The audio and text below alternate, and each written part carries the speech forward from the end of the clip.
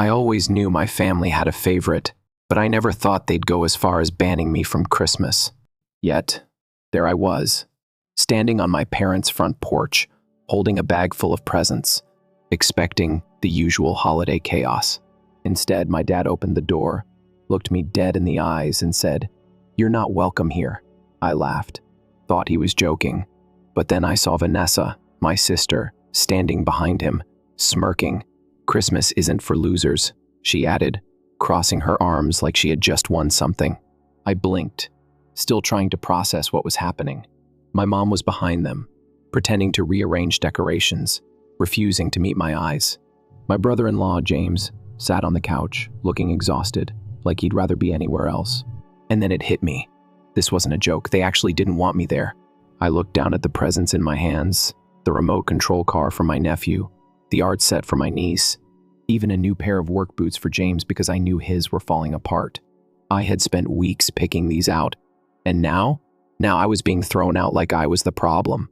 I swallowed hard, fighting the lump in my throat. "Okay," I said, forcing my voice to stay even. "Merry Christmas." Then I turned around, walked back to my car, and drove away. The whole way home, my mind raced. What the hell just happened?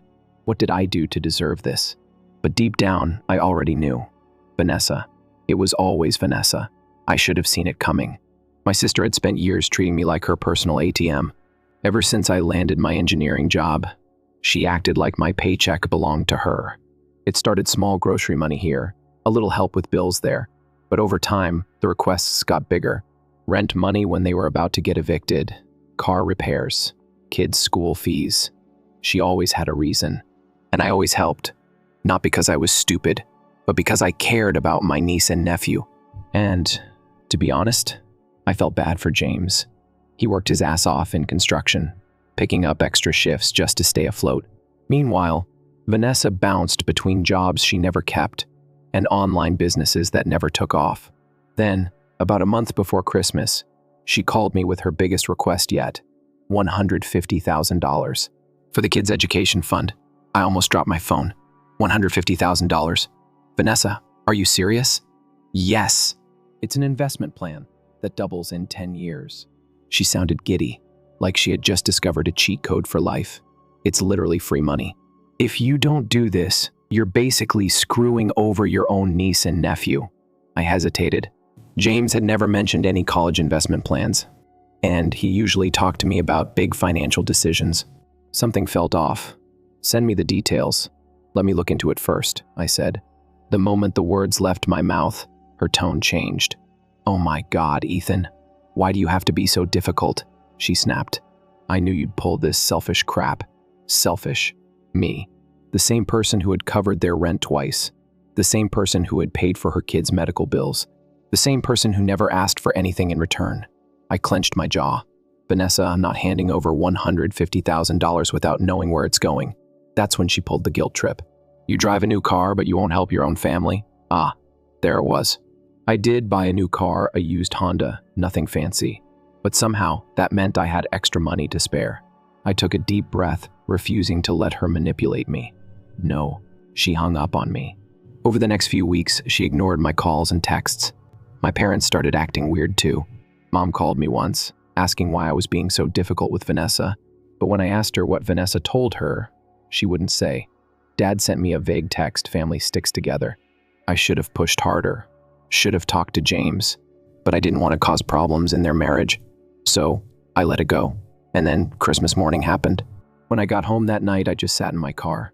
I should have been with my family, watching the kids open their gifts, drinking coffee, listening to bad Christmas music. Instead, I was alone. I stared at the presents in my trunk, still wrapped. What the hell was I supposed to do with them now? Then, something shifted inside me. I wasn't sad anymore. I was angry. Not the loud, explosive kind of anger. The cold kind. The kind that makes your mind clear as hell. I wasn't just cut off from Christmas. I was cut off, period. And if that's how they wanted it, fine. Because starting that night, I was done being the family ATM. And Vanessa, she was about to feel it. I woke up the next morning, still angry. Not the kind of anger that fades after a cup of coffee, the kind that sticks. The kind that makes you want to set things right. I sat at my desk, opened my laptop, and started going through my bank statements. I needed to see, in cold, hard numbers, just how much money I had given Vanessa over the years. The total $42,300, $42,000 gone. And that wasn't counting the cash I handed over, the groceries I bought, the Christmas and birthday gifts, the last-minute emergencies she swore were life or death. For years, I had been funding Vanessa's lifestyle, and now she had the nerve to call me selfish. I should have stopped helping her a long time ago, but I kept telling myself, it's for the kids. I didn't want them to suffer because their mother was a financial black hole. But after last night, I was done. I grabbed my phone and blocked Vanessa's number. Then I went to my banking app and removed her as a saved contact for transfers. No more handouts. No more helping. Vanessa was about to learn what life was like without me as a safety net.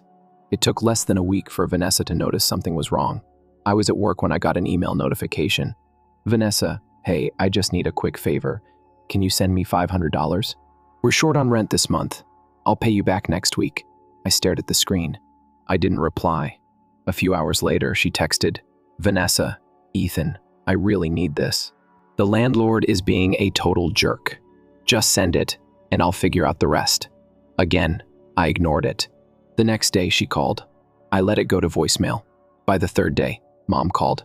Mom, Ethan, Vanessa told me you're refusing to help her. You know they're struggling.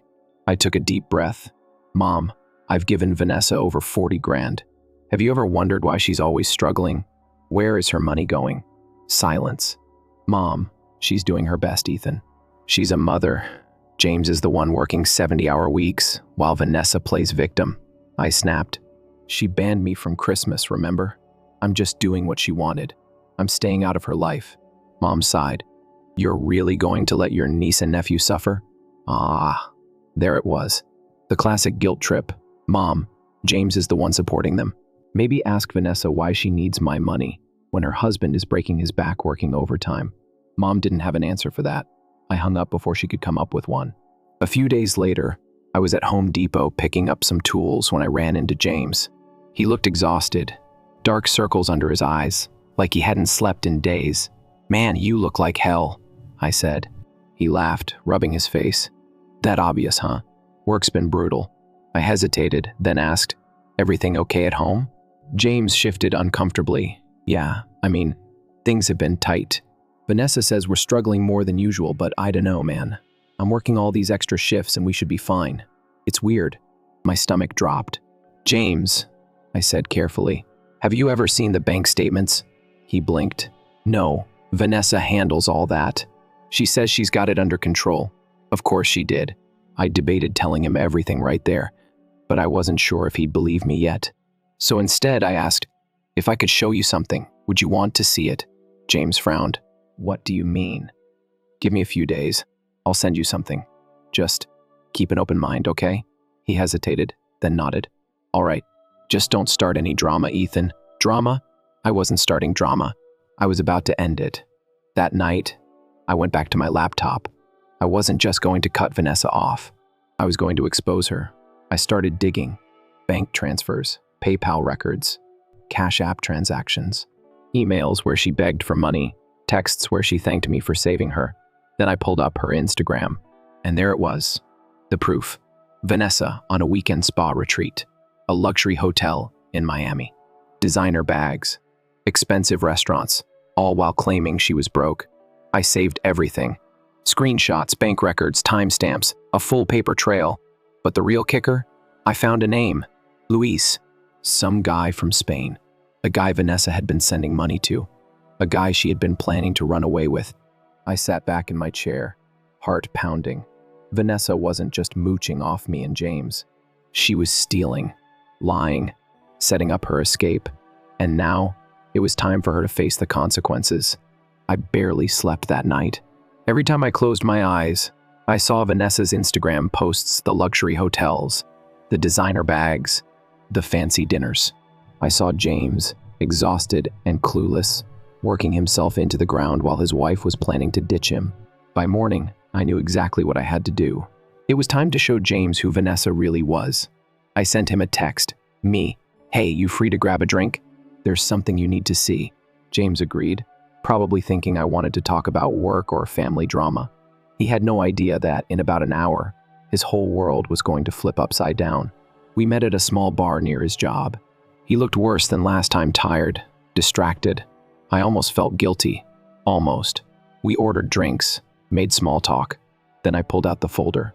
"James, the first need you to look at this." He frowned, confused, but opened it anyway. Inside were printouts of bank transfers, screenshots from Vanessa's PayPal, and messages between her and Luis. I watched as he flipped through, his face shifting from confusion to shock. Then, the final nail in the coffin, Vanessa's search history. How to transfer money internationally, without spouse, knowing countries, with no extradition laws. Can you take kids out of the country without father's consent? James's hands shook. He looked up at me, face pale. "What the hell is this?" "Your wife's escape plan," I said flatly. "She's been lying to you, James. She's been hoarding money, sending it to this guy in Spain. She was planning to leave you." Silence. For a full minute, James just stared at the papers, like he was trying to process a language he didn't speak.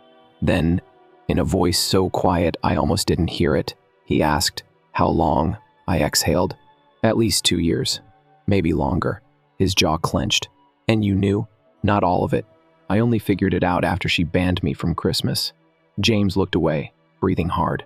"I've been working double shifts, breaking my back. Meanwhile, she's been blowing our money and planning to run away." I didn't say anything.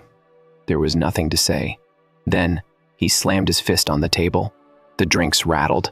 A couple of guys at the bar turned to look, but he didn't care. "I should have seen it," he muttered. "I should have known." I leaned forward. "You couldn't have.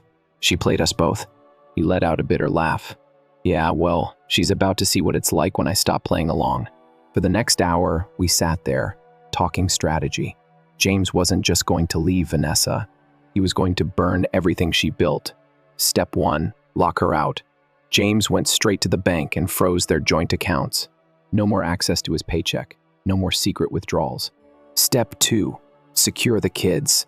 James called his sister, Danielle. They made a plan to move the kids out before Vanessa even knew what hit her. Step 3, expose her. James wasn't just filing for divorce. He was gathering every piece of evidence to make sure Vanessa never saw a dime in court. The best part? She had no idea it was coming. James played it cool for the next few days. Went to work. Acted normal. Let Vanessa believe everything was fine. Meanwhile, he packed everything important. Birth certificates, passports, family photos, anything Vanessa could use to trap him legally. Then, the final move. Vanessa thought she was going on a weekend spa retreat. In reality, she was meeting up with Luis. James pretended to be supportive. He even gave her cash for the trip, just to make sure she was out of the house long enough for him to vanish. The moment Vanessa left, James called me. "It's go time." We worked fast, packed up the kids' things, loaded everything into James' truck. Danielle was waiting at her house with a spare room set up. The kids? They were excited, thought they were going on a fun trip with Dad. Vanessa didn't check in once. She was too busy with her new life. By the time she came home on Sunday night, her world was gone. Her key didn't work. The house was half empty. She called James, screaming, "Where are my kids? Where's my stuff?" "James?" Calm as hell. "Check your email. My lawyer sent you something." Click. Hung up. She called back. He ignored her. That's when she called me. The moment I answered, she was already mid-rant. "You did this. I know it was you. I didn't even bother arguing. Enjoy your new life, Vanessa. Hope Luis was worth it." She went silent. That's when she realized. I knew. I let that sink in for a few seconds, then hung up. She texted me nonstop after that, long, rambling messages. 1 minute, she was threatening to ruin my life. The next, she was begging me to fix things. Then she tried getting Mom and Dad involved, but James had already sent them everything. The bank records, the texts, the proof of her affair. For once, they didn't defend her. James filed for full custody. The court case wasn't even close. Vanessa had no leg to stand on. Luis, the guy she was going to run away with, blocked her. Her bank accounts? Empty. She had nothing. Meanwhile, James and the kids? Thriving. He got a better paying job, working normal hours. The kids were in therapy, happier than they'd been in years. And me? For the first time in my life, I felt free. Vanessa tried reaching out a few times, apologizing, begging. I ignored every single message. She made her choice, and now she had to live with it. Vanessa disappeared for a while after James took the kids. No calls, no messages, nothing. It was like she had gone radio silent, probably trying to figure out how to fix the mess she created. I knew it wouldn't last. People like Vanessa, they don't go down quietly. And I was right. One evening, about a week after the fallout, I was halfway through a beer when my phone buzzed. Mom. I sighed. I already knew what this was about. I let it ring. She called again. And again. Finally, I picked up. What? Mom sniffled. Ethan, it's your sister. She's in trouble. I took a slow sip of my beer. That's so. She has nowhere to go. She lost everything. James is being unreasonable, I laughed. Unreasonable? Mom, she cheated, stole, and tried to run away with another guy. She played all of us. And now that it blew up in her face, I'm supposed to care? She's still your sister. Not my problem. Mom went silent. Then she dropped the bomb. Ethan, we need $20,000 to help her get back on her feet. I almost spit out my drink. We? Your father and I. We just don't have that kind of money. I let out a slow, disbelieving chuckle. So, let me get this straight. Vanessa screws me over, uses me for years, kicks me out of Christmas, and now I'm supposed to fund her recovery tour? Mom stayed quiet. You know what, Mom? No. Ethan, please. She has nothing. She made her bed. Let her lie in it. Then I hung up. Cutting off my parents must have pushed Vanessa into overdrive, because the next day, she showed up at my door. I was in the middle of a work call when someone started pounding like a lunatic. I muted my mic, walked over, and looked through the peephole. Vanessa. She looked like hell. Messy hair, no makeup, wearing sweatpants.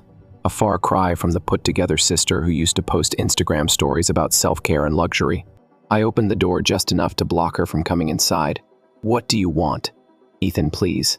I need to talk to you. Talk. She sniffled. I have nothing left. James took the kids. My accounts are frozen. I need help. I raised an eyebrow. You sure? I thought Christmas wasn't for losers. She winced. I didn't mean that. Oh, you meant it. You just didn't think you'd be the loser. She started crying. The kind of forced, manipulative crying she used to get out of trouble as kids. Ethan, I messed up. I see that now. But I need my family. I need you. I crossed my arms. No, you need my money. Her face twitched, anger flashing for half a second before she forced the tears back. Classic Vanessa. If you won't do it for me, do it for the kids. Ah, there it was. The guilt trip. The kids are fine, Vanessa. James is taking care of them. Unlike you. Her eyes darkened. You think you're better than me? I smiled. No, I just know how to handle my life without scamming my own family. One night, James texted me. James, Vanessa just called. Said she wants to talk. Think she's finally ready to give up? I thought about it. Then I texted back. Or she's planning one last move. I was right. The next day, Vanessa made one last play. She went to our parents, claiming James and I had conspired to destroy her life, that we had framed her, that James had stolen the kids. But it didn't work, because James, he had proof. And our parents, they finally saw her for what she was. She wasn't the victim. She was the villain, and no one was buying her act anymore. A few weeks later, Vanessa called me. I didn't answer. She texted, I hope you're happy. You destroyed me. I stared at the message for a long time. Then, finally, I replied, No, Vanessa, you did that all by yourself. Then I blocked her. For good. For the first time in her life, Vanessa had nowhere to run, no backup plan, no secret accounts, no family left to manipulate, and it was eating her alive. After I blocked her, she tried one last desperate move. She showed up at James's house. Not to apologize, not to fight for custody, to beg. Danielle told me what happened. Vanessa stood on the porch, hair a mess, eyes red. She looked like a ghost of herself. She knocked, waited, knocked again. Finally, James opened the door. What do you want? Vanessa burst into tears. I just want to see the kids. James sighed. You had the chance to be their mother. You chose to run away. I wasn't thinking clearly, she sobbed. I made a mistake. James's face hardened. No. A mistake is forgetting a birthday. A mistake is losing your keys. You planned this. You stole from me, from Ethan, from your own kids. She dropped to her knees. Please, James. I have nothing. Just let me in. James shook his head. You're not coming inside. The kids are doing better without you, and I'm done letting you drag us down. Then he closed the door. Vanessa stayed on the porch for almost an hour, just sitting there, waiting for someone to save her. But this time, no one came. Word got around fast. Even our parents, who had been her biggest offenders, started pulling away. Mom told me later that Vanessa tried moving back home. It lasted 2 weeks. She complained about everything: the food, the rules, the lack of spending money. And then she asked Mom for a loan. $5,000 should be enough to get me back on my feet. Mom finally snapped. Vanessa, we don't have that kind of money. And even if we did, I wouldn't give it to you. That was the moment she realized. Her golden pass had expired. She wasn't special anymore. She was just another person who burned every bridge. A few months later, Vanessa tried rebranding herself. She started posting online about growth and healing, inspirational quotes, fake smiles, talking about overcoming challenges like she was some self-help guru. She even tried reaching out to me again. Hey, I know things got messy, but I miss my brother. Can we talk? I didn't reply. I just watched as her social media posts got fewer and fewer. The likes disappeared. The comments stopped. And then she vanished. No more posts, no more updates, just gone. Meanwhile, James and the kids, they were thriving. He got a better job, one that paid more and didn't kill him with overtime. The kids were happier, more relaxed, like a weight had been lifted from their lives. One night, James sent me a picture. It was his son, Tommy, holding up his report card. Straight A's. Thanks for everything, man. I owe you. I smiled and texted back. You don't owe me anything. Just keep being a great dad. That was all I ever wanted. Months passed. Then, out of nowhere, I got one last message from Vanessa. I hope you're happy. You ruined my life. I stared at the words for a long time, and for the first time I didn't feel anything. Not anger, not sadness, just peace. I typed out a response. No, Vanessa, you ruined your own life. I just stopped letting you ruin mine. Then I blocked her. For good. For the first time in years, my life felt like mine again. No sudden calls demanding money. No guilt trips from my parents. No Vanessa treating me like her personal bank. Just peace. And I wasn't about to waste it. Without Vanessa draining me, I started focusing on myself. I finally took that vacation I had been putting off for years. Spent a week by the ocean. No responsibilities. No stress. Just me, the waves, and a book I never had time to read before. I picked up old hobbies. Went to the gym. Cooked real meals instead of takeout. And I stopped feeling guilty about putting myself first. For so long, I thought helping Vanessa meant being a good brother. But all I was doing was keeping her from facing consequences. Now, that was her problem. One weekend, James invited me over for Tommy's birthday party. I hesitated. It used to be Vanessa who hosted these things, but James insisted. Come on, man, you never miss anything. So I showed up, and the second I walked in, Tommy ran up to me, grinning from ear to ear. Uncle Ethan, you made it. He dragged me straight to the backyard where kids were running around laughing. No tension, no walking on eggshells, just joy. James handed me a beer, clinked his bottle against mine. Thanks for everything, he said. I shook my head. You don't have to thank me, man. James paused. Then he looked me dead in the eyes. You saved us. I didn't know what to say to that, so I just nodded. Because maybe, in some way, I did. As for Vanessa, she never bounced back. She hopped between couches, friends, temporary jobs, but no one trusted her anymore. James got full custody. She barely even showed up to the court hearings, probably because she knew she had no case. At first, she tried to keep up appearances, posting about self-growth and new beginnings. But then, she faded. No one listened to her anymore. No one believed her stories. And for once, she had to live with the mess she made. One night, I was sitting on my porch, watching the sunset, when I got a text from Mom. Vanessa's been reaching out. She says she wants to make things right. I read the message twice. Then I set my phone down and took a deep breath of the cool evening air. I didn't need to answer, because I already knew. Vanessa wasn't sorry. She was alone, and she wanted me to fix it. But that part of my life was over. I had found my peace, and I wasn't giving it up for her. A few weeks later, I was back at James's house. We were grilling in the backyard, the kids running around, laughing. It was simple. Good. At one point, Tommy ran up, his face lit up with excitement. "Uncle Ethan, look, I lost my tooth." I grinned. "No way. That's awesome, buddy." James snapped a picture and sent it to Vanessa. She never replied. And you know what? Tommy didn't care. He just kept playing, happy as ever. That's when I knew. I hadn't lost a sister. I had gained something better. A real family. One that actually valued me. And that was all I ever needed. She gritted her teeth. "You don't understand what it's like to be trapped." I let out a low laugh. "You weren't trapped. You were planning to run away." "Big difference," she snapped.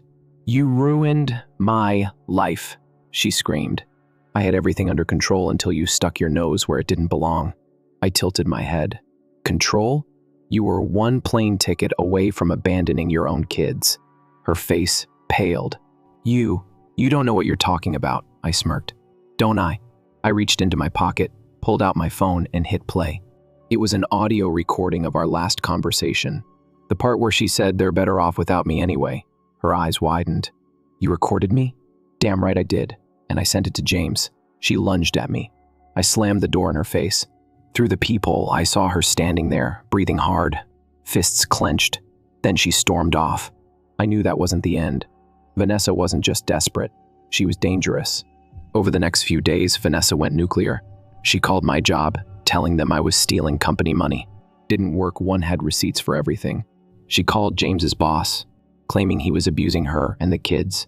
That backfired spectacularly. James had already given his boss the full story. Then, she tried the worst trick of all. She told our parents that James had kidnapped the kids. Luckily, James had already filed all the legal paperwork. Everything was documented and airtight. Vanessa was running out of ammo, and it was killing her. Story 2. This narrative has a title. If I didn't include my half-brother as a partner in my business, Mom and her boyfriend threatened to disown me. So I stopped paying her house and auto loan, and now they are begging. Mom threatened to disown me if I made brother a partner in my business. All right, read it. Everything's going to be a lengthy one, but I need to get everything off my chest. First, some backstory. I'm 43 male, and I grew up in probably the worst situation you can imagine. Not trying to gain pity or anything. All I need is for you to see where this whole mess began. So my mom had me when she was literally 15. Yes, you read correctly. My father, total piece of garbage. When he learned she was expecting, who fled? I've never met him. I'm not even familiar with his name. And honestly, don't care. Mom's parents were these highly pious sorts who cared more about what others at church would think than their own baby. So they kicked her out. Real Christian of them, right? We lived in these horrible trash flats while I was growing up. Like the type of locations where the bugs glance at you. It's funny. Moving around all the time because we couldn't make rent. Occasionally staying with Mom's friends. The majority of them were in as much trouble as we were. In the winter, there were moments when we were without heat. I remember sleeping in all my clothes with, like, 3 blankets. Still being chilly. Electricity would get shut off a lot, too. Have you ever attempted to complete your homework by candlelight? Not pleasant. Mom worked whatever job she could get. But who's going to hire a teenage dropout with a kid? Mostly working as a waiter, housekeeper, etc. Sometimes she'd have 2 to 3 jobs, but it was never enough. We were on food stamps, but they don't last the whole month. You know, it was always ramen noodles or nothing the last week of each month. Ray began to win me over when I was around 8 years old. Mom met him at her job at the diner. Looking back now, I can see what a complete loser he was. However, I suppose Mom was simply in dire need of assistance. He moved in with us, maybe a month after they met. The situation worsened after that. Ray was one of those people who acted all polite at first, but showed his actual personality once he was moved in. He would shove his mother, not like slamming into someone. At least none that I witnessed, but lots of snatching her arm, throwing her against walls, that type of stuff. He would get in my face and threaten to teach me some respect if I didn't stop talking when I tried to defend her foolish child, believing I could do anything. The fact that he would steal Mom's money was the worst. He would be standing there with his hand out, claiming it was for bills and rent, as she cashed her checks. However, he always had money for himself, and the rent was always late. While we hardly had food at home, I would occasionally see him shopping or hanging around downtown. This went on for like 3 years.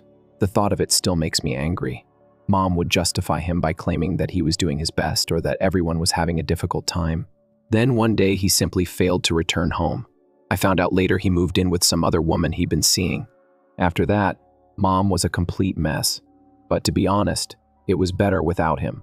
We remained impoverished, like very poor. However, at least Mom's earnings were used for food and rent rather than raise desires. After him, she dated other men, but none of them lasted very long. Most likely because we had absolutely nothing, and they vanish as soon as they figure that out.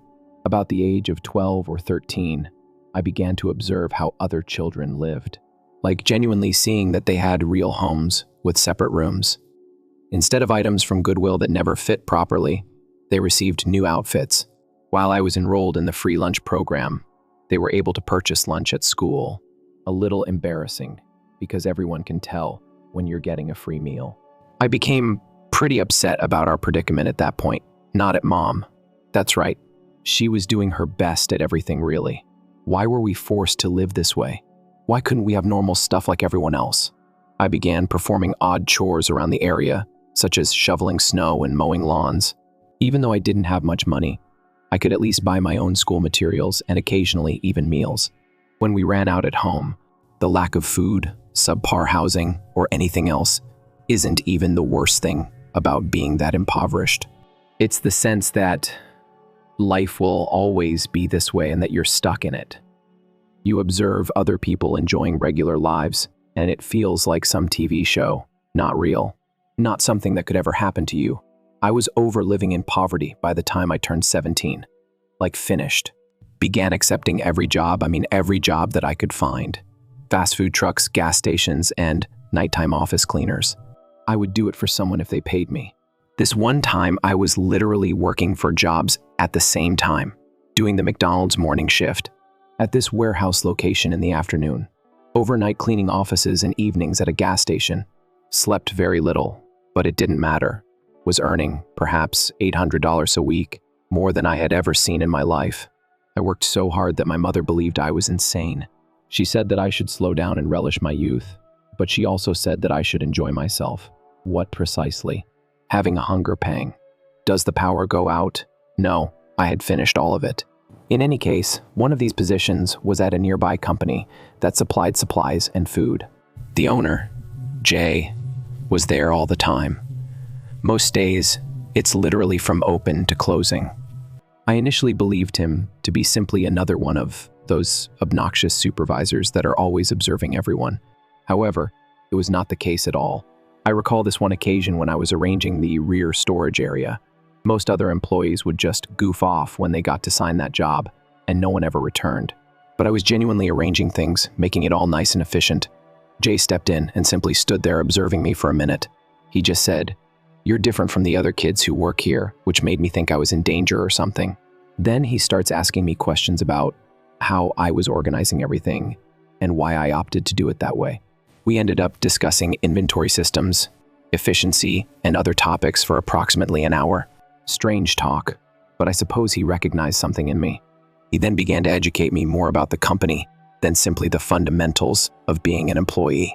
He'd show me the books, which, thinking back, was strange because who shows their books to some random 17-year-old employee? Describe his decision-making process for purchases. Let me sit in on meetings with suppliers. I learned out later that Jay grew up impoverished too. He may not be as impoverished as I am, but he was undoubtedly aware of what it was like to go without food. I think that's why he took an interest in me. He developed his business from absolutely nothing, began selling materials from his garage, developed it into this respectable business over the course of 20 years. I used to get shit from the other staff members for being Jay's favorite. I didn't care whether someone called me a kiss ass or anything. In my life, for the first time. In fact, I was learning something from someone. There was always something going on at school. Just something you had to do. However, I could really use this stuff. Jay was teaching me more than simply business. I also learned all of these other stuff from him, similar to conference attire. Taught me table etiquette, how to approach influential people, and how to get my first genuine suit. because he occasionally took me to business lunches. It may sound foolish, but no one teaches you that type of stuff when you grow up as I did. However, the most important lesson Jay imparted to me was that escape was indeed feasible. Really, get out of poverty, please. Not only earning enough money to get by before him, the best I could think of was maybe earning enough to keep the lights on and move into a somewhat nicer apartment. Jay, however, demonstrated to me that there was much more that could be done. After my shifts, I began to stay and ask him questions about everything. He would respond to any questions, completely patient. I never pretended to be disturbing him. I never witnessed Jay being upset with me other than when I skipped a shift because I was too tired from all of my other jobs. I will never forget what he told me as we sat down in his office. Being poor is exhausting, he stated. I understand, but working hard isn't enough if you want to run your own company eventually. You must be trustworthy. Be present if you say you will be somewhere. I never missed another shift after that. I ended up quitting my previous jobs one by one to work longer hours at Jay's business, even when I was really exhausted, ill, or anything. I was earning less money overall, but I was learning a lot more. All right, so for around 3 years, I worked at Jay's place and learned everything I could. The whole time I was thinking about creating my own thing, not replicating Jay's business or anything that would have been messed up after everything he showed me. But I couldn't get this thought out of my head. Are you familiar with those upscale meal delivery services? For example, where do they deliver your recipes and ingredients? Well, those didn't even exist yet. In essence, it was what I had in mind. However, for restaurants, this would mean delivering all of the ingredients, measured out and all, that they would require for the following day. While working with Jay, I saw that many smaller eateries had inventory issues and frequently had to make last-minute supply trips. I worked on a business strategy for around 6 months. Jay had shown me how to make it. He assisted me in repairing it, forced me to consider everything carefully. Jay finally decides he wants to invest after this business idea has undergone over 20 changes. It seemed unbelievable to me.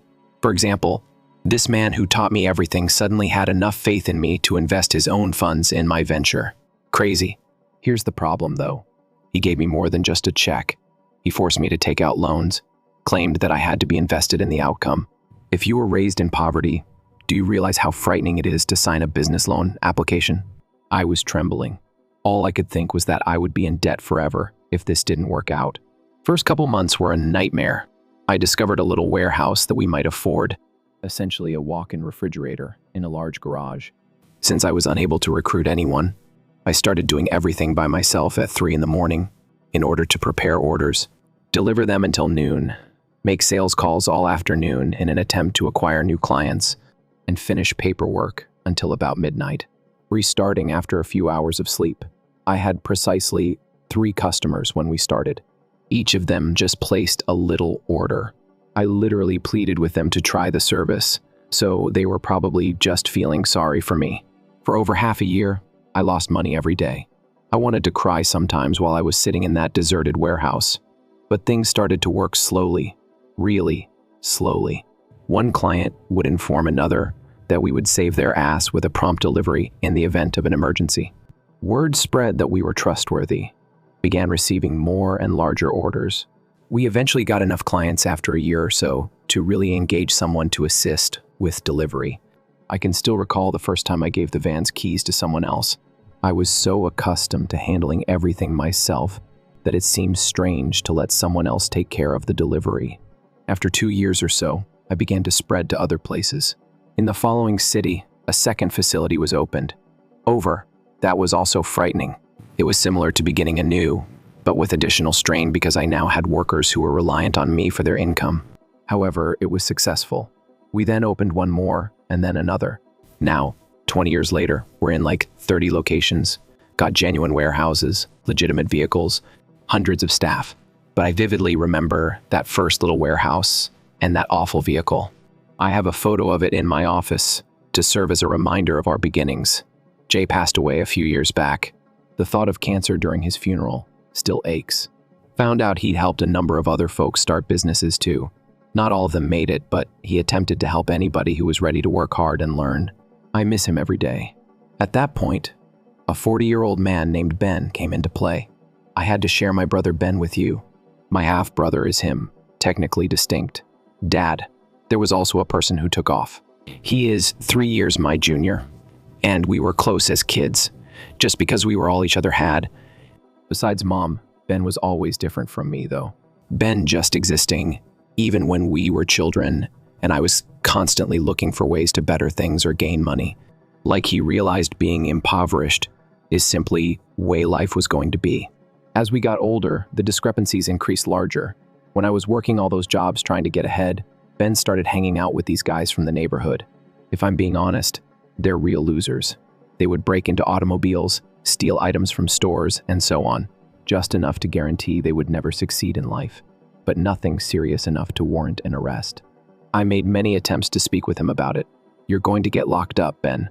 Instead, come work with me, Ben. But he'd just laugh it off.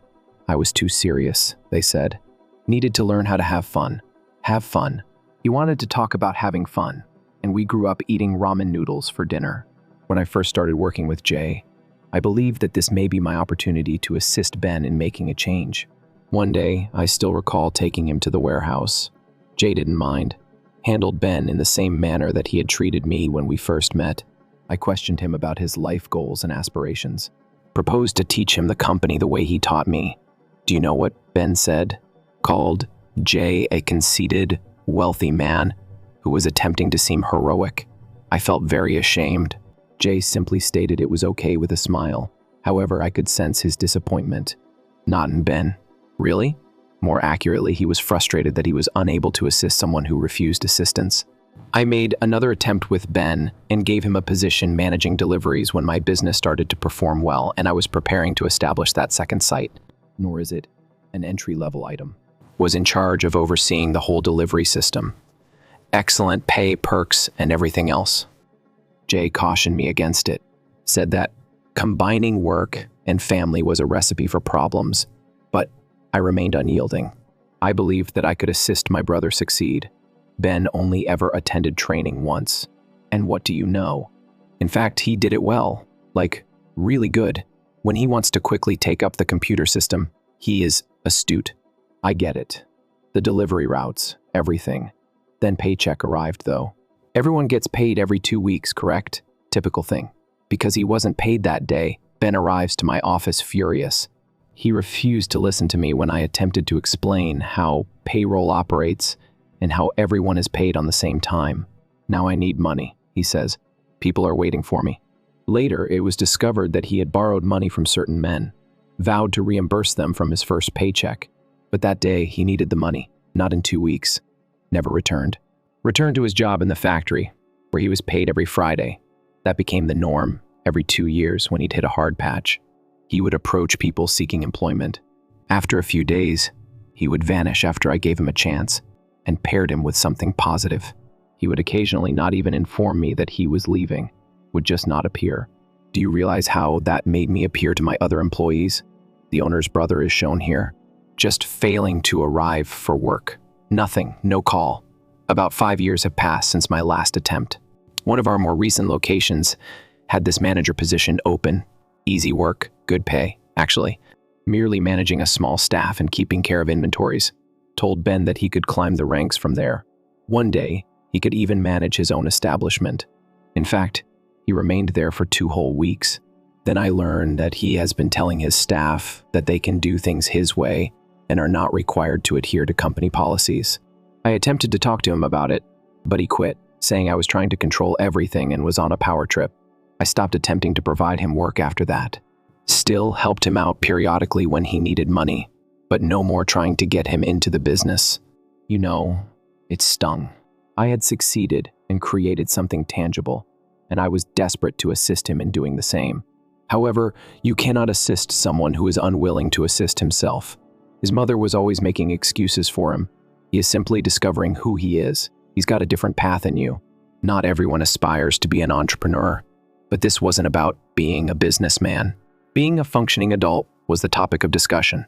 Ben's 40 years old now and still lives like he's 20. Always one missed paycheck, away from financial ruin, bouncing from job, the portion that's truly messed up. He resents me for being successful, as if my success somehow made his life more difficult. says I changed once I gained money, that I forgot where I came from. After spending so much time attempting to assist him in leaving as well, how in the world did I lose sight of my origins? In any case, my mother called me last week and invited me to visit her home. By the way, my monthly mortgage payment for the house is $2,800. In addition to her car payment, she never missed a payment, utilities. Additionally, I gave her an additional $2,000 a month to cover her expenses. To let you know that I wasn't being frugal with my family or anything, I'm just giving you the figures. I learned that Ben had moved back in with her. That should come as no surprise. He always finds himself back to his mother's when he is unable to pay the rent anywhere. However, there was another person present this time as well, Mike. Mom had not told me about her new partner, whom she had been dating for a few months. Mike was seated in my dad's old recliner, I discovered. Yes, even though the man never visited, I still think of it as Dad's chair since he seemed to own the area. Additionally, his arrogant gaze suggested that he knew something I didn't. Mom opens with a typical spiel about Ben struggling to make ends meet after losing his most recent job. The point where she requests money is what I'm waiting for. Money is always at the center. Then, however, she strikes me with something entirely different. She wants Ben and Mike to become business partners. I assumed it was a joke, so I really laughed, but no one else did. Mike starts talking about his business experience. It turns out that 10 years ago, he owned a phone repair business that failed within a year. Real business brilliance, right? He keeps talking about all the ideas he has for my business and how he might advance it. Mom then interrupts, claiming that Ben was unworthy of the employment I had previously promised him. Additionally, my own brother's position as a manager was humiliating, such as, I established this firm from nothing, spent 20 years cultivating it. They now want me to just transfer some ownership because, why? As Mike is seeing my mother and Ben is my brother. Mike became quite strange when I told him no. I mean, how on earth does he know that I speak in such a manner? Began discussing the frequent and regrettable mishaps that occur in business and the fact that my primary warehouse was located in a dangerous area.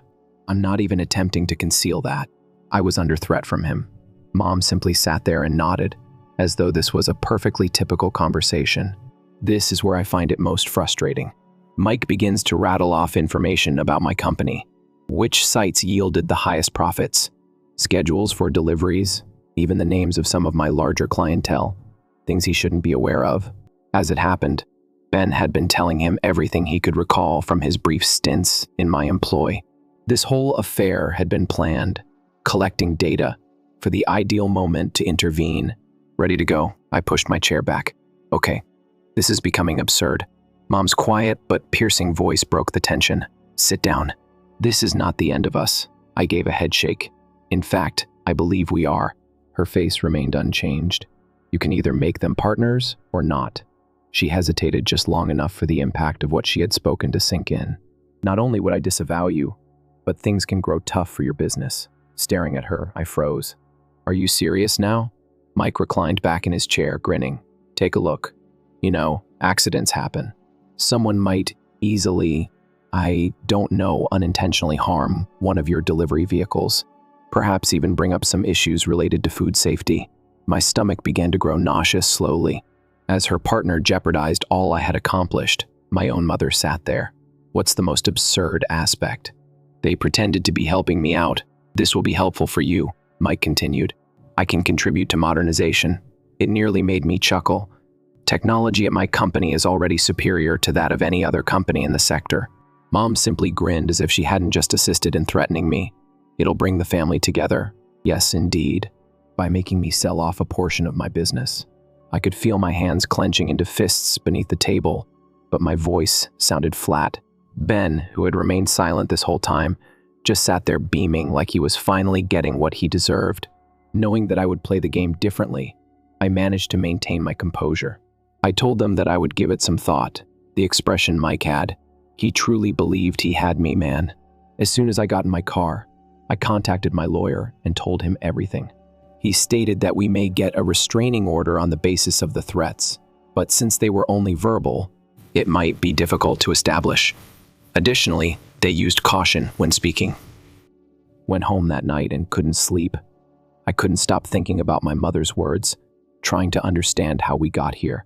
My own mother used to work 3 jobs to support us, but now she sits there and watches while her lover threatens her son's business. I knew I had to move quickly.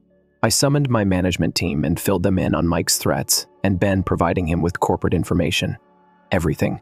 Some of these folks have been with me since the beginning, while others have been with me for years. They had a right to know what was happening. We went over everything Ben may know about the company for approximately 6 hours. We also adjusted delivery routes, changed all of our security codes, rearranged certain client schedules, and personally phoned our largest clients to let them know they might be the target of some bullshit. This whole situation was preceded by rumors. I then recruited real security guards for the main warehouse, installed cameras around, and made several calls to strengthen security. I spent about $50,000 setting everything up, but better than taking a chance on everything Mike tries. Put cameras at my residence as well. A new security system too. It's better safe than sorry, but probably paranoid. After that, I halted all of the automated payments to Mom's accounts by calling my bank, each and every one. Monthly allowance, utilities, mortgage, and auto payment. Everything. I also kept it a secret from her. Think she'll learn the hard way. Jotted down every word that was spoken during that meeting. Who was present? What were the threats? Was it necessary for my management team to prepare statements about the security adjustments we had to make due to the threats? After that, I simply waited. Mom would quickly discover that anything was amiss. I knew. And I was correct, guy. It was perhaps a week later when the texts began to arrive. The payment was refused. Next, from the auto loan providers.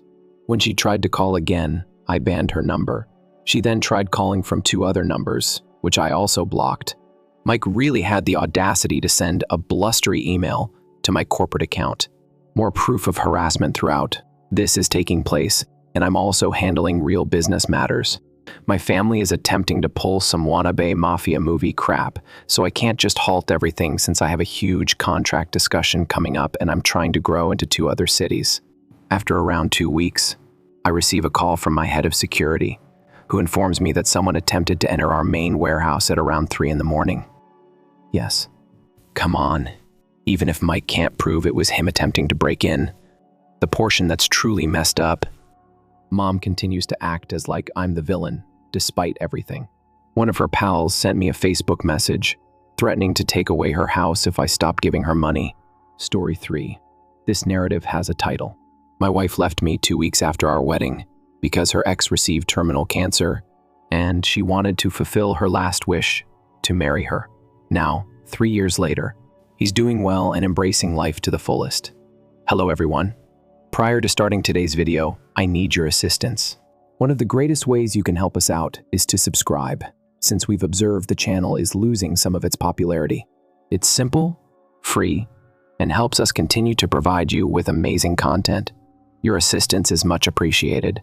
Together, let's continue to build this channel. Many thanks. Let's begin the video now. Throw away since some individuals know my primary account. I never imagined that I would be one of those men who talk about the turmoil in their relationships on Reddit. Yet here I am. I need to get this crap off my chest because it's been quite the journey. Maybe getting it all out would help me process this clusterfuck of a circumstance. A fair caution. This post will be lengthy. A little backstory then. Me, 30 male, and Emma, 28 female, had what I believed was a rock-solid relationship for 5 years before we were married. We met at my buddy Phil's BBQ back in 2018. I wasn't even planning to go, frankly. I wanted to relax at home after a difficult work week, but Phil insisted that I should get out more. He'd been trying to set me up with random girls since my last relationship ended badly. The instant I saw Emma, things simply clicked. She was giggling at something while assisting Phil's girlfriend in setting up the food table. She looked so comfortable in her casual blue sundress, different from the usual Instagram perfect beauties. Usually, Phil would try to connect me. We started discussing how much we both detest barbecue chicken. Yeah, strange discussion starter at a BBQ, haha, and ended up chatting for like 3 hours straight. It's just one of those conversations that goes so smoothly, you know? We were essentially inseparable after that. Formally began dating around 2 weeks later. She was everything I wanted in a companion. Astute, She works as a nurse for children. It's funny. Has this delightfully odd sense of humor. Beautiful. However, it's naturally lovely.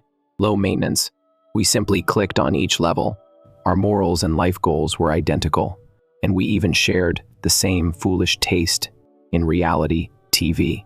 Our guilty pleasure is 90 Day Fiancé, lol.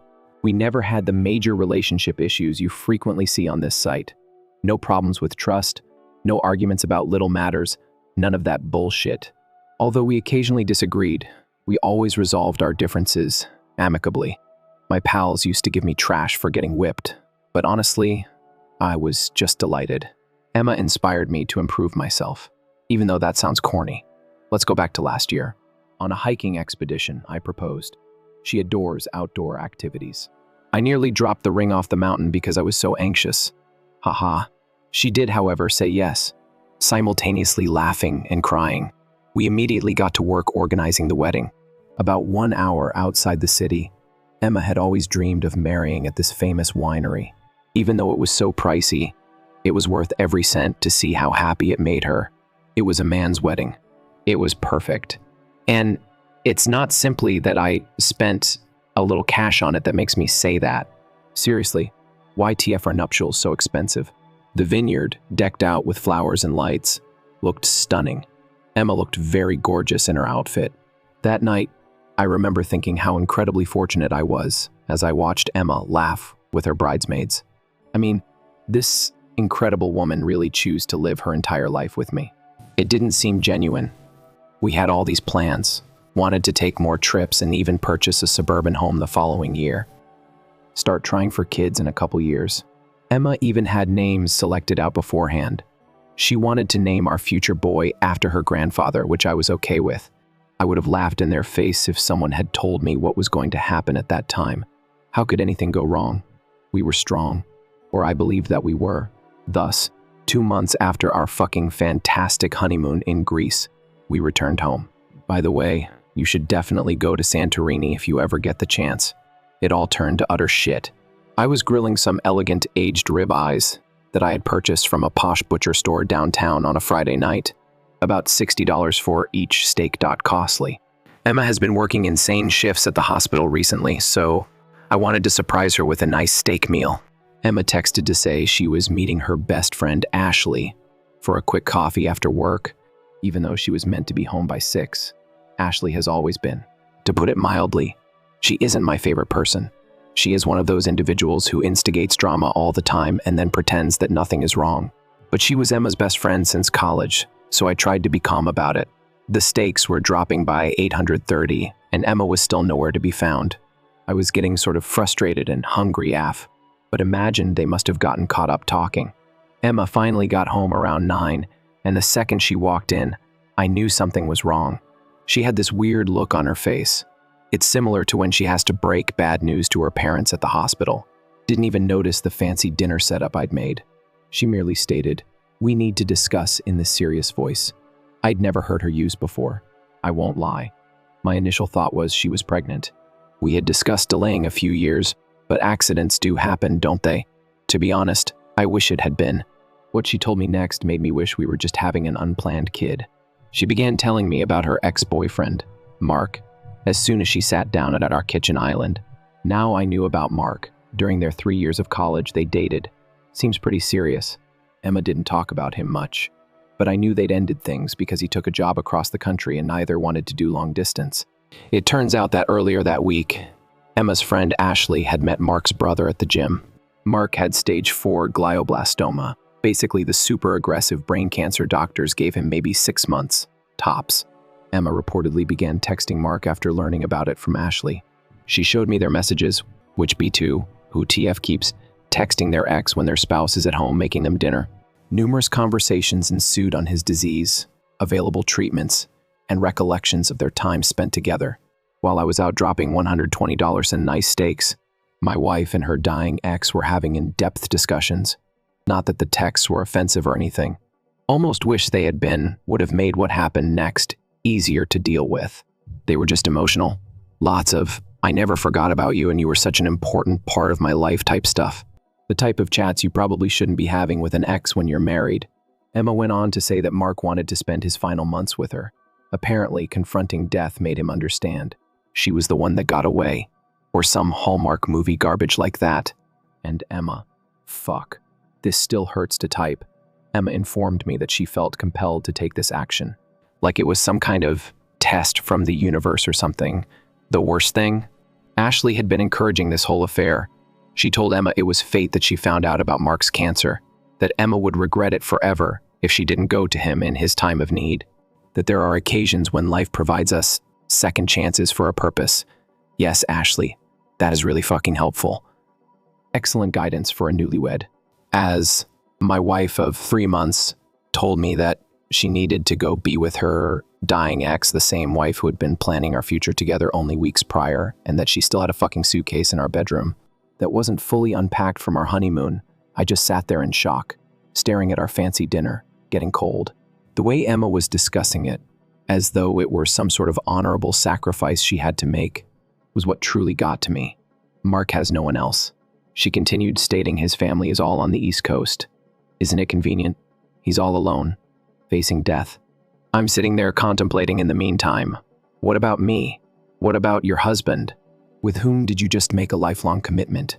I asked her straight up if she still had feelings for Mark. She started weeping. When Emma is under stress, she breaks down in tears. Normally, I think it's cute, but just then, it only made me madder.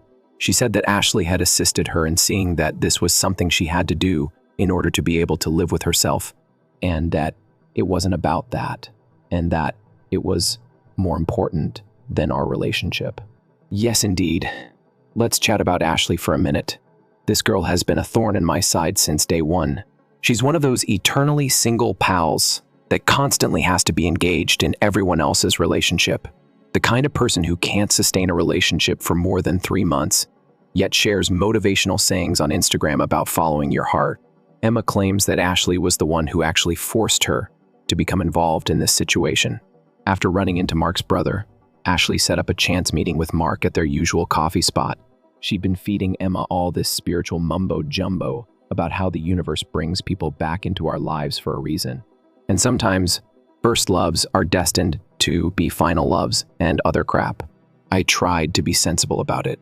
Asked Emma if she had personally seen any of Mark's medical records, if she had spoken with his physicians, and if she had even confirmed the diagnosis with his relatives. She became defensive and remarked that she was shocked that I was raising such a question, that the Mark she knew would never lie about something so serious. The Mark she knew. Those words just kept echoing in my head.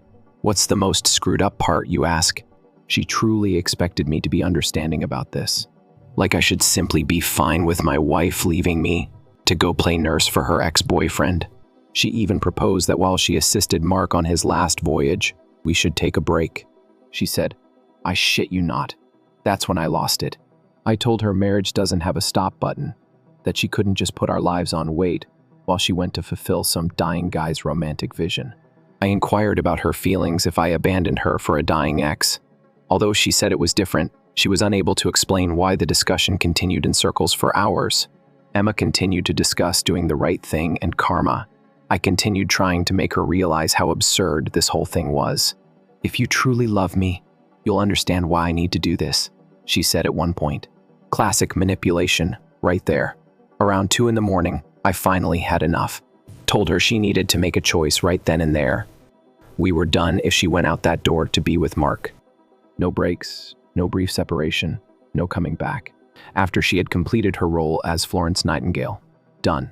She gave me a look as if I were the one acting irrationally. Started talking about how life isn't black and white. We also occasionally have to make difficult decisions. I broke her off and said, frankly, this decision was fairly fucking black and white. She was either my spouse or she wasn't. Her gaze on me at the time, I will always remember it, man.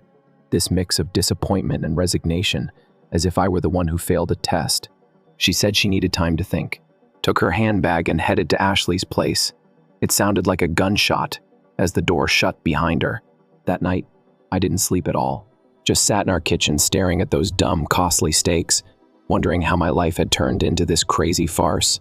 I kept checking my phone in the hopes that she would change her mind. After that, everything happened really quickly. Emma barely responded to my texts while she was staying at Ashley's for a few days. Meanwhile, I was going through hell, couldn't eat, unable to fall asleep. I simply kept mentally reliving everything, attempting to identify my mistakes.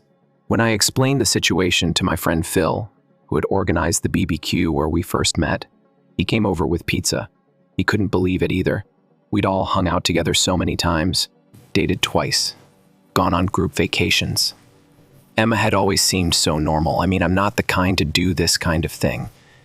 After she departed, Emma texted me for a week or so to tell me that she had given it a lot of thought and had decided to follow her heart. Fucking gag. She was moving in with Mark to help him through his final months. In fact, she wrote that she hoped I would find it in my heart to understand, and that perhaps, after Mark's death, we might get back together. Like I was just going to sit around waiting to be her backup plan. Her lawyer sent me an email the next day. Email fucking, not even a phone call. She wanted a divorce and was hoped we could manage things peacefully. I'll never forget sitting at my desk at work staring at that email, feeling like I'd been punched in the gut. I had to go home and inform my supervisor that I was unwell. Some of our friends genuinely took her side, said that I was being callous and unhelpful, such as my buddy Rachel, who I believed was my friend first, really told me I should be proud of Emma for being so unselfish. Proud that my wife was leaving me for her ex. What sort of flawed reasoning is that? I recall having supper with a couple of our pals. They attempted to persuade me to consider it from Emma's point of view. Said, how would I feel if I knew I could give someone comfort in their dying months, but chose not to? I straight out asked them whether one of them would leave their marriage for a dying ex. They went extremely silent after that. The worst thing was that I was treated like a jerk by everyone since I didn't enjoy this, as if I were the bad guy for assuming my wife would truly keep our vows.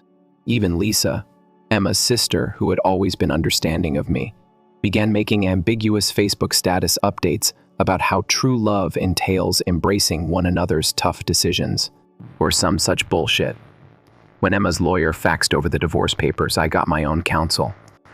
My brother suggested an attorney who was a true shark. I didn't want to be let down twice. By the way, I had paid 70% of the down payment for our house, and Emma seemed to expect me to leave. I told her she could buy me out if she wanted to, but I wasn't going anywhere. She appeared astonished that I wasn't just laying over and giving her what she wanted. I guess she wanted me to be understanding about this whole situation, right up until the conclusion. The day she arrived to grab her belongings was horrible.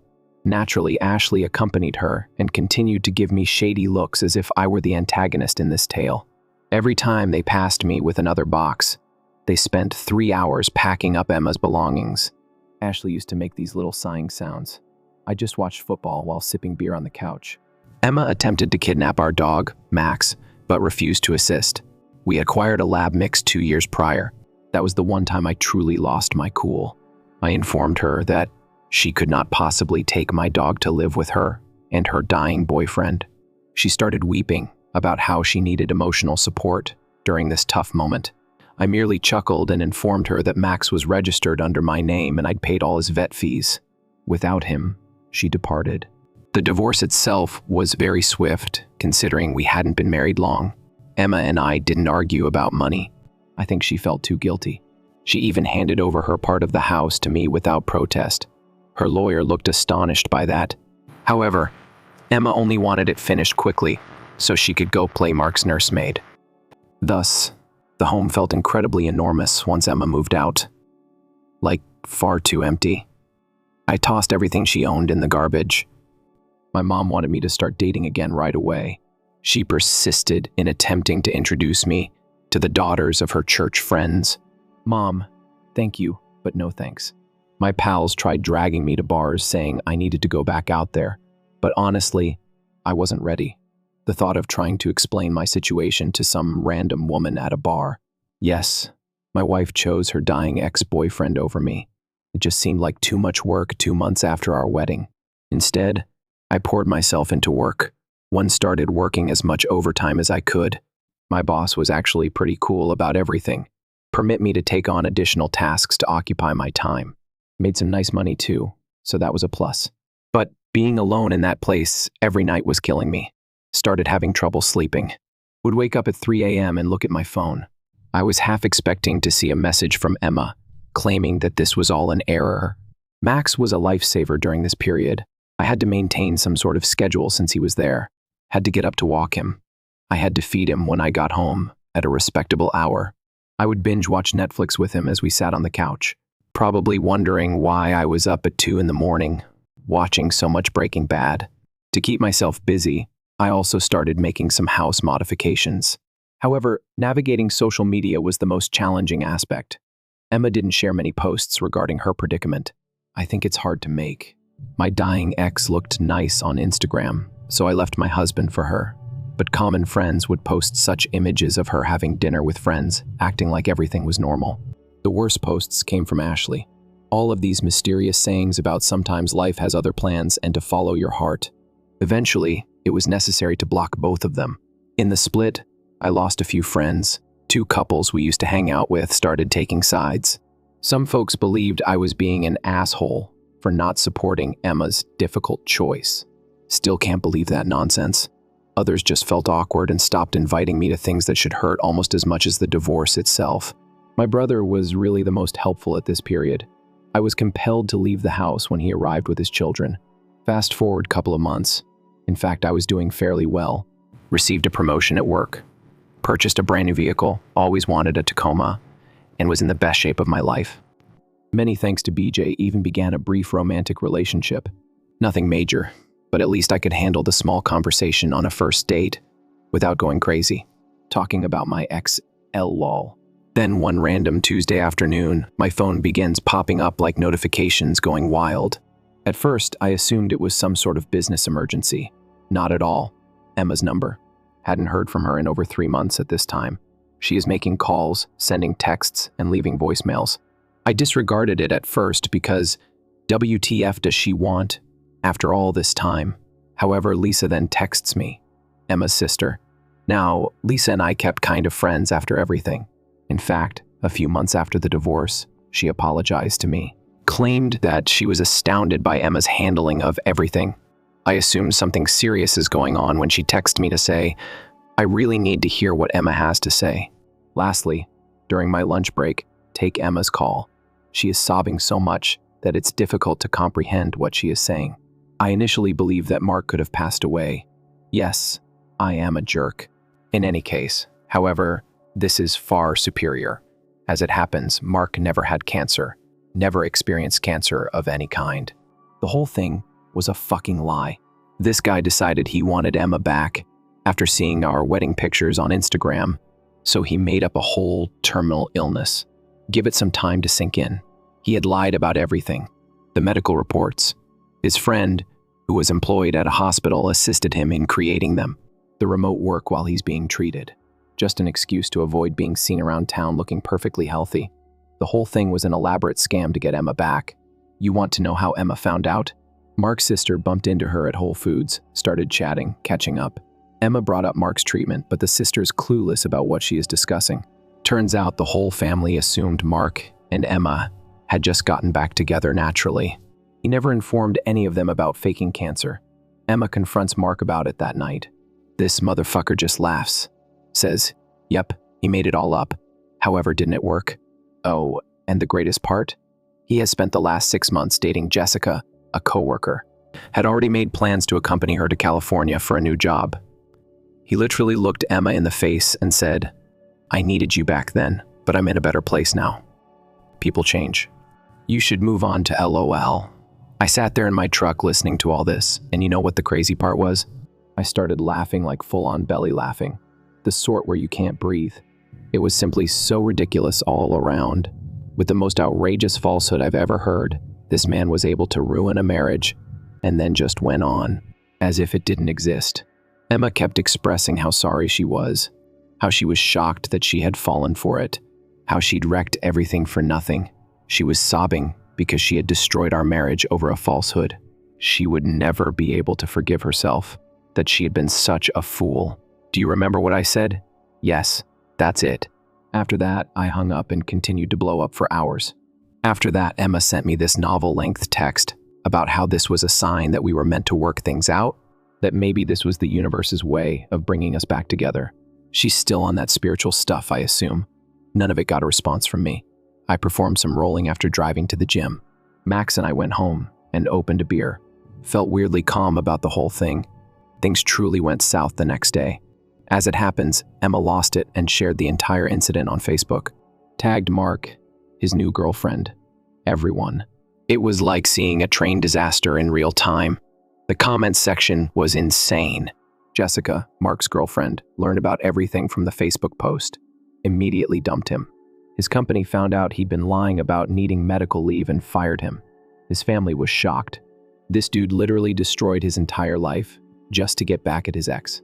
It almost felt scripted because the karma was so flawless. But after the big Facebook nuclear explosion, Emma went into full desperation mode. I started bringing coffee to work. She recalled what I had ordered. Cool. I think sending emails to my work account even attempted to get my mom to talk to me. Mom, please stop that immediately. Emma's actions were never forgiven by her. After a week or so of this, I eventually agreed to meet her. One honestly just wanted her to stop harassing me and my family, not because I wanted to make amends or anything like that bullshit. Told her to meet me at this coffee shop downtown. Since I knew it would be crowded and she couldn't cause a commotion, I chose it. The moment she walked in, I knew this was going to be rough. She was wearing one of my old sweatshirts, which she must have retained after moving out, and she looked tough, as if she hadn't slept in days. The moment TF spotted me, she burst into tears. Do you want to know what she said to me right away? You look nice. Been working out? Like my answer? Yes. It turns out that your wife's abandonment is a great motivator for going to the gym. She didn't appreciate that, but whatever. She then started talking about how sad she was, how she would never be able to forgive herself, and how leaving me was the worst thing she had ever done in her life. Said she thinks about me every day. Still maintains images of us on her phone, blah, blah, blah. I'm sitting there thinking about how I need to get dog food on the way home as she's talking. But here's the bit that really grabbed me. She tried to portray this whole situation as proof of how faithful Mark's life demonstrated she could be. Claimed it demonstrated her willingness to give up all for a loved one. I almost spit out my coffee. I asked her straight up if she was so loyal. Why didn't she demonstrate that dedication to her husband? Why didn't she at least verify Mark's story, examine his medical records, talk to his doctors? She became defensive, said that after everything, she was shocked that I was still doubting her motives. Perhaps this was all meant to be, she added, that the universe used Mark's lie to demonstrate the depth of our love, that we could start anew now, stronger for having gone through this test. That's when I lost it. I told her our marriage wasn't some fucking cosmic test run, that leaving your marriage for your ex is not a sign of true love. That devotion isn't something you simply exhibit to individuals who are dying. She tried to grasp my hand across the table. A brave step. I pulled back and replied, you know what the worst thing is? If Mark had genuinely been dying, you'd still be with him right now. You're only here because he turned out to be a liar. I'm still your backup plan. That hit her hard. Started doing that thing where she tears, but tries to disguise it by gazing at the ceiling. She often did that during sad movies too. Claimed that I was being unkind. Without even checking his statement, I informed her that it was cruel to leave your 3-month marriage for your ex. Then she pulled out the big guns, started talking about how we could go to couples counseling, how she'd spend the rest of her life making it up to me, how she'd prove she could be trusted again. Said that she occasionally wore her wedding band, which she still retained. Strange flex, but all right. Do you know what I did? I chuckled. Not like a cruel chuckle, simply couldn't resist. The whole situation was so absurd. 2 years ago, this lady devastated me. She is currently sitting here reflecting. Counseling for couples may help. I told her she needed individual therapy. She needed to work on herself before attempting to be with anyone, and she needed to understand why she was so ready to end a marriage for someone who turned out to be a chronic liar. This went far beyond couples counseling. The conversation ended with her asking if there was any chance for us in the future. I remarked, Emma, the person you married died the day you picked Mark. I'm someone else now. Then I got up and left. Got a text from her an hour later stating she'd wait for me and show herself somehow. Red was left with that shit. I ordered a pizza, went home, and gave my dog a hug. About 4 months have passed since the entire Mark fake cancer scandal broke. I was genuinely starting to feel good about life again. Started dating this lovely lady Amy from my gym. She instructs the kickboxing courses in the mornings. It's been a couple weeks since we first met. It's not quite serious yet. but it's clearly going in that direction. She's completely different from Emma. Simple. No drama. Doesn't think the cosmos has a purpose. Bullshit. Then yesterday happened. I was at home cooking dinner. Amy was coming over later when Emma showed up at my door. I hadn't seen her since the coffee shop confrontation. She had changed appearance. Then I understood her pregnancy.